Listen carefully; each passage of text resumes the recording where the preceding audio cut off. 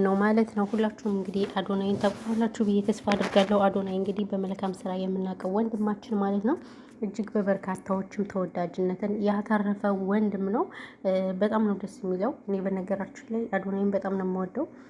ምክንያቱም ከምንም የጸዳ ወንድማችን ስለሆነ እንግዲህ አዶናይ በቅርብ ጊዜ ነው ማለት ነው ያገባው ማለት ነው። እሱም እንግዲህ ማንን ነው? ቲክታከሯ ጃኒን ነው ያገባ ማለት ነው። እሷም እንግዲህ በጣም ምርጥ ልጅ ናት። በተለይ ለቤተሰቦቿ ያረገችው ውለታ እጅግ በጣም ደስ የሚልና የማይረሳ ነው ማለት ነው።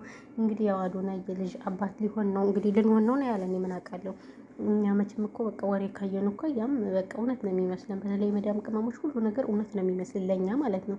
ስለዚህ እንግዲህ እንኳን ደስ አለህ በሉት ማለት ነው። አይደለም አዶናይን ይቅርና ስንት ተራ ትርኪ ምርኪ ዩቲዩበሮች እያየን አይደለ እንዴ? ምንም ለማያውቁት ምንም ነገር እንትን ለማይሉት ማለት ነው። አሁን እዚህ ጋር ደግሞ ቡና እየጠጣን ሰላም ቡና የተከበራችሁ የዚህ ቻናል ቤተሰቦች እንዴት ናችሁ? ደህና ናችሁ? ሰላማችሁ ይብዛ። እናንተ ይሄ ቻናል ተመቷል። ለምንድን ነው ግን አይታችሁ ላይክ ማታደርጉልኝ? እውነት ቻናሌ ለምን እንደሆነ አላውቅም። በሰሞን እይታ ቀስቅሶብኝ አስጠላኝ ማለት ነው። ስሪ ይለኝም በነገራችን ላይ ዩቲዩብ ቻናል የምትጠቀሙ ልጆች ቪዲዮ ካጠፋችሁ የመጨረሻ ዜሮ ነው የሚሆነው እና የሆነ ቪዲዮ አጥፍቼ ነበረ።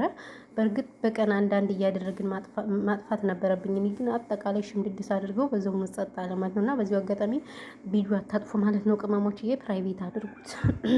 እናትፈልጉት ቪዲዮ ካለ ፕራይቬት ወይንም ቁረጡት እንጂ አትደልቱት ማለት ነው። እና ቤተሰቡን አልታይ ብሎኝ አስጠላኝ። ስሬ ይለኛል። እናንተ የሆነ ስራ ጀምራችሁ ውጤታማ ስትሆኑ ነው ለካ ስሬ የሚላችሁ እውነት ለመናገር ማለት ነው።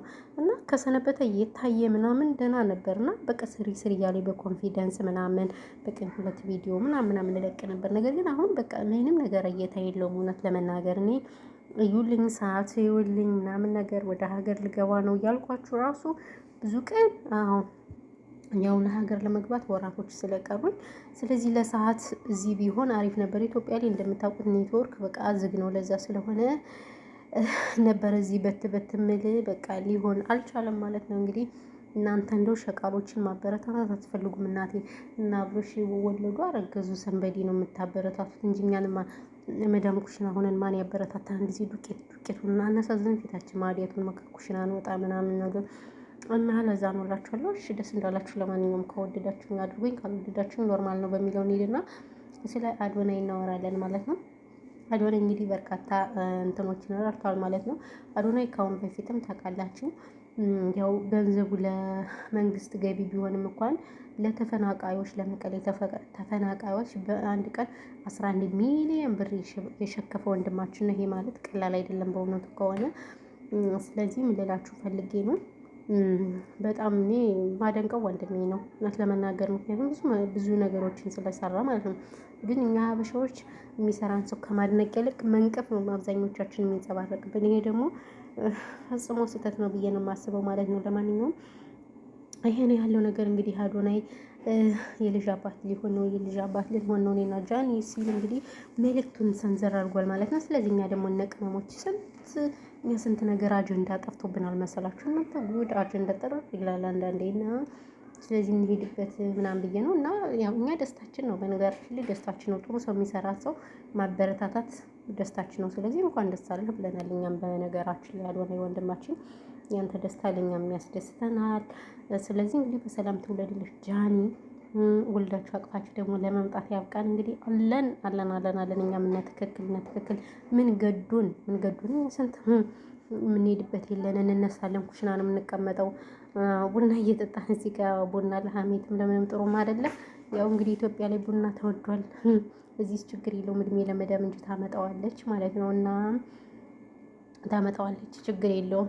ኢትዮጵያ ግን እናቴ ቡና 1 ሺህ ብር ነው አሉና ሀሜት የለመደ ሰው እንግዲህ ያለ ቡና ደግሞ ከባድ ነው።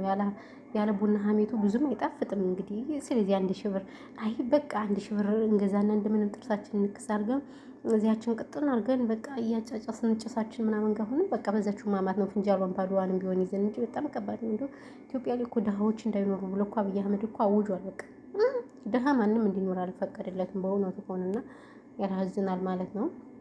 ያሳዝናል እውነት ለመናገር። ስለዚህ ያለው ነገር ይሄ ነውና ምን ትላላችሁ ቅመማ ቅመሞችዬ? በተረፈ ያው ብዙም አላወራባችሁም ስራ ላይ ነው ብታዩ ኔትወርክም ቢሆን ሲያዝገኝ ነው በቃ የሰነበተ በይሰሙን ምን እንደሆነ አላቅለት ኔትወርካቸው እሺ አላለኝም እና ያለው ነገር ይሄ ነው። በተረፈ ግን ሁላችሁንም ሀሳብ አስተያየት ካላችሁ ኮመንት ላይ አስቀምጡ፣ እንቀበላለን ኤቭሪባዲ እና እንደዛ ነው እላችኋለሁ።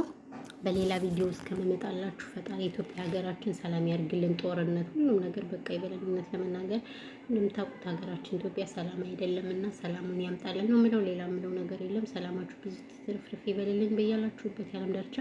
በሌላ ቪዲዮ እስከምመጣ ቻናሉን ከወደዳችሁት ላይክ አድርጉ፣ ካልወደዳችሁት ደግሞ ዲስላይክ አድርጉ። እናንተ ምን ታደርጋላችሁ? መቼም አታደርጉም።